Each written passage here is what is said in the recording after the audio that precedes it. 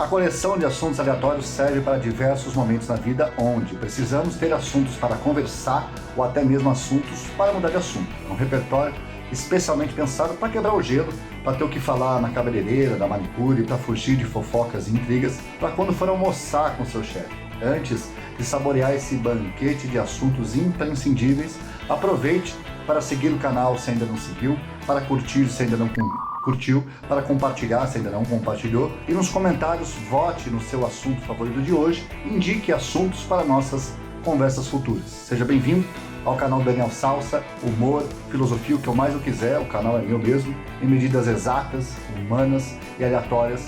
No episódio de hoje, coleção de 5 assuntos aleatórios, parte 2. Tenha uma boa jornada.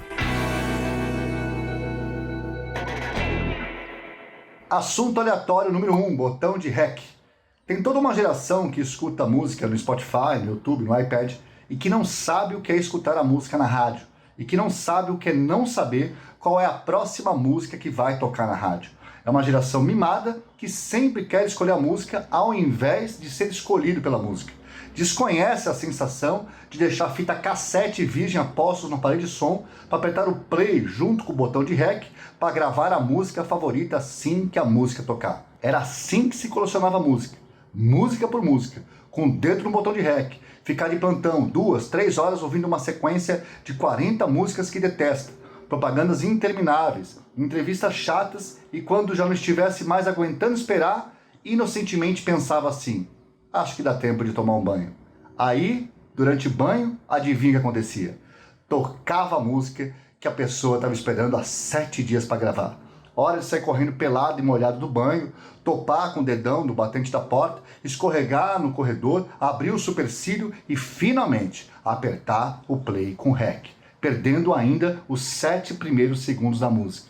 A testa sangrando, o dedão inchado, mas a alma em paz. E quando finalmente a música vai acabar e finalmente você terá a sua música do coração para ostentar no bailinho do fim de semana no mezanino do prédio, faltando 3 segundos para acabar a música, entra a voz do locutor.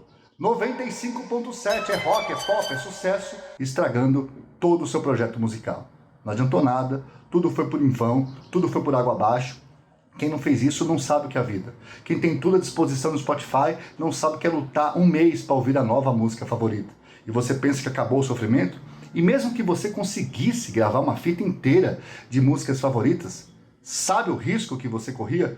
Na hora de tirar a fita, ela enroscar na engrenagem do toca-fita e desenrolar todinha. O que fazer agora? Hora de procurar uma tampa de caneta Bic para encaixar no eixo da fita e enrolar tudo de volta, orando para não ter danificado a gravação. E onde encontrar tampa de caneta Bic? A gente encontrava a caneta, 1, 15, 150 canetas, mas tampa, que era bom, nada. Era assim que a gente colecionava música nos anos 80 e 90. A próxima vez que você não conseguiu ouvir uma música porque teus dados móveis acabaram, porque o Wi-Fi desconectou, porque o Spotify está com instabilidade, erga a cabeça e não choraminga. Ninguém está pedindo para você desenrolar uma fita de 90 minutos com uma tampa de caneta Bic mastigada. Você não sabe o que foram os anos 80 e os anos 90. Assunto aleatório 2, o nariz original. Você já deve ter ouvido falar do filósofo grego Platão. O que talvez você não tenha ouvido é: mas o que o Platão fez assim de tão importante para a gente ouvir falar do Platão até hoje, 2.400 anos depois da sua morte? Criou um aplicativo, ganhou um concurso do Soletrando, Torre Copos ou Cubo Mágico?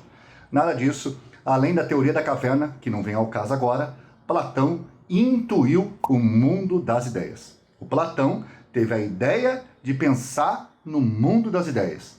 E o que é o mundo das ideias para Platão? É um mundo de pensamentos criativos, pensamentos inventivos, pensamentos originais, ideias e mais ideias, um brainstorm de ideias? Nada disso.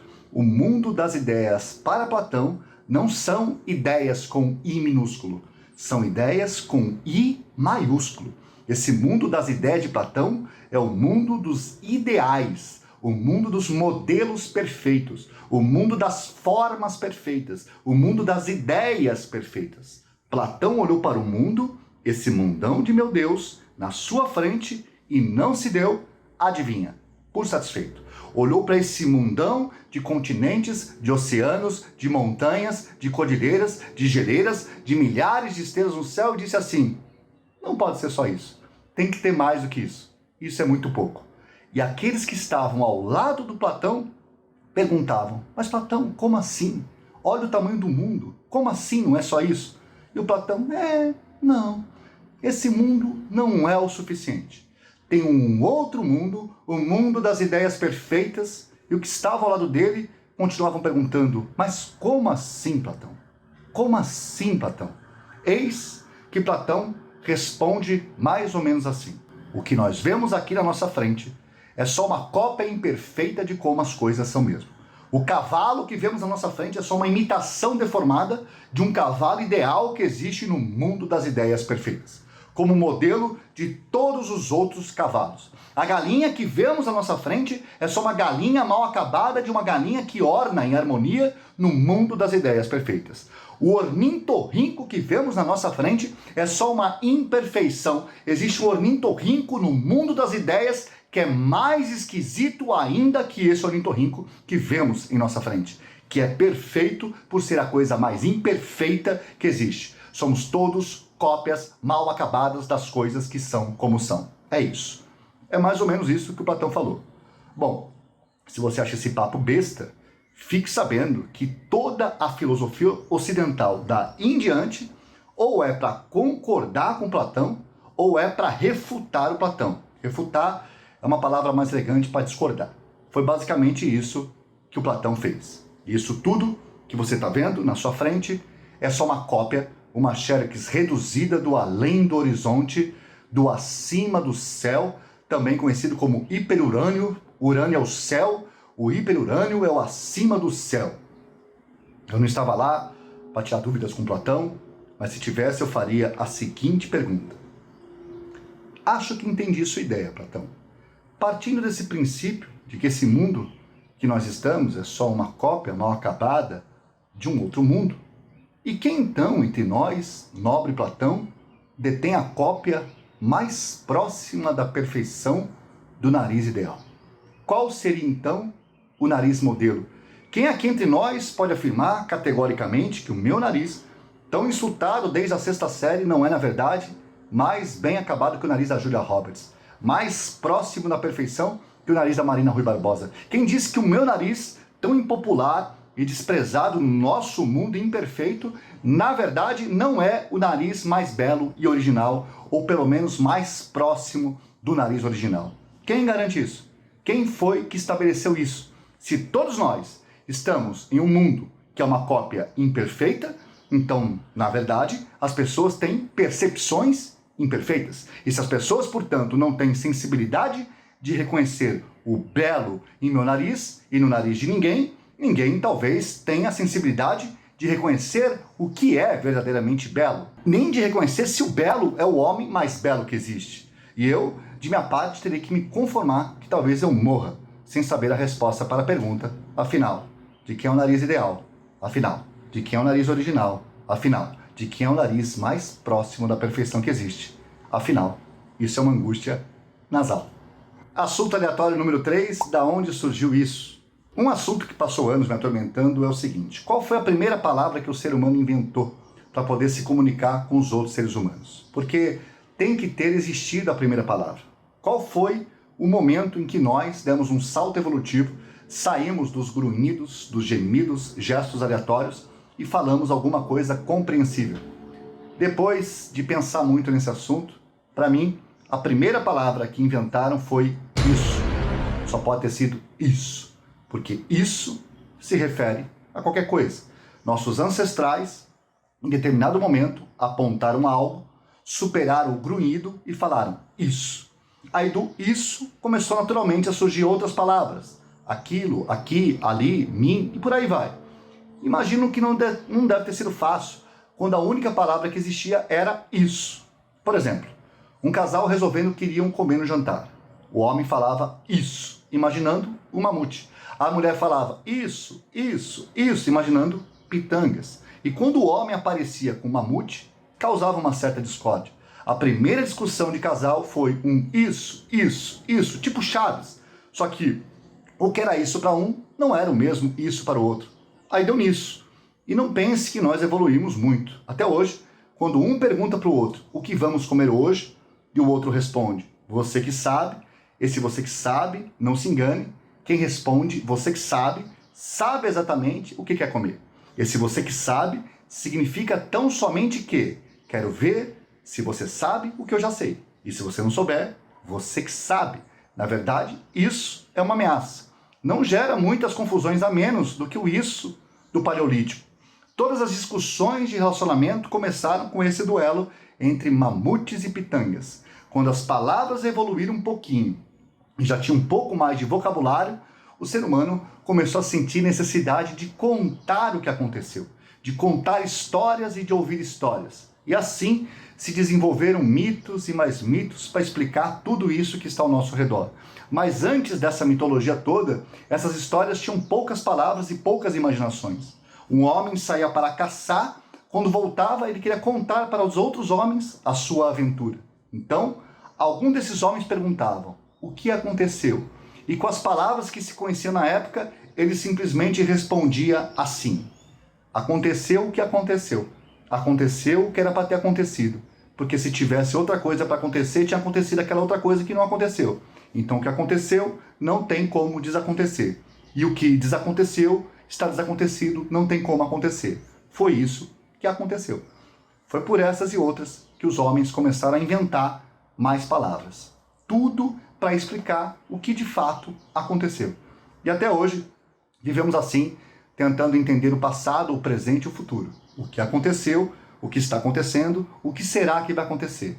Basicamente, é isso. Assunto aleatório número 4, prancha de surf. Outro dia eu vi uma conversa patética. Uma pesquisa revelou que para boa parte das pessoas, o senso de felicidade delas está ligado ao fato de fazer inveja a outras pessoas. E isso explica muita coisa. As pessoas compram celular, tênis, carros, joias e apartamentos, fazem selfies em restaurante na Disney, em Monte Verde, e o que no fundo elas querem é fazer inveja para as outras pessoas. Mas não precisa gastar tanto dinheiro assim para fazer inveja para as outras pessoas. A única coisa que a pessoa precisa para fazer inveja para as outras pessoas é comprar uma prancha de surf. Além disso, no máximo, se você tiver um carro ou uma bicicleta, compra também um rack, um suporte para pendurar a prancha de surf. Além da prancha de surf, é claro. Mas se você só anda a pé, compra só a prancha de surf. E uma vez por semana, saia da sua casa com a prancha de surf. Mesmo que você não seja surfista. Mesmo que você mora em Goiás, em Monte Verde, no Paraguai. Não importa.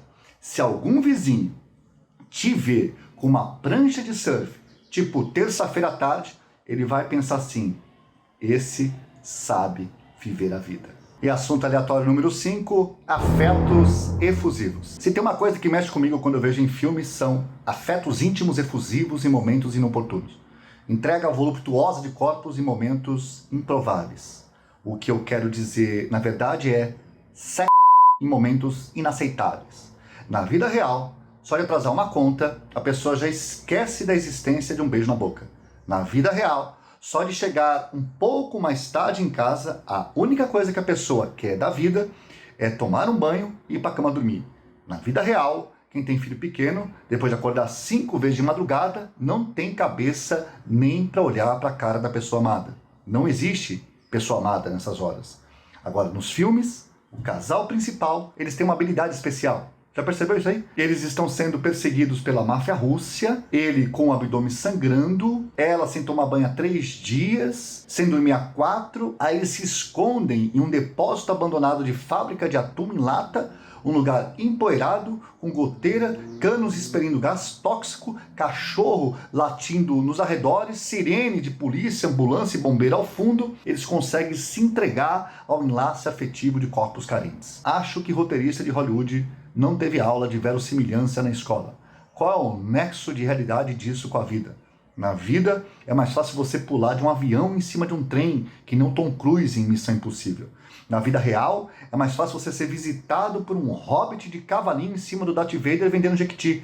Na vida real, é mais fácil o Bolsonaro voltar no Lula do que isso acontecer. Outro clichê incompreensível para cenas que antecedem movimentos contínuos transpiratórios é o casal que está pintando a casa. É só um jogar tinta no outro que começa um duelo romântico em câmera lenta de tintas esparramadas e eles conseguem abstrair o quanto aquela tinta gruda no cabelo, conseguem abstrair do aroma tóxico da mistura de tinta e thinner, abstraem disso tudo e se entregam um ao outro como se não houvesse amanhã. Valei-me, seus roteiristas. Não tem poesia nisso aí. Não existe clima romântico apimentado numa situação dessa. É perigoso entrar no olho e cegar alguém ainda por cima. Isso sim é ficção científica. É mais fácil colonizar Marte do que algo parecido acontecer. Essa foi mais uma coleção de assuntos aleatórios para desconversar de assuntos deselegantes. Espero que tenha servido de alguma coisa para você. Lembre-se de votar no seu assunto favorito. Lembre-se de indicar um assunto favorito para o canal. Até o próximo episódio. Que a força esteja com você.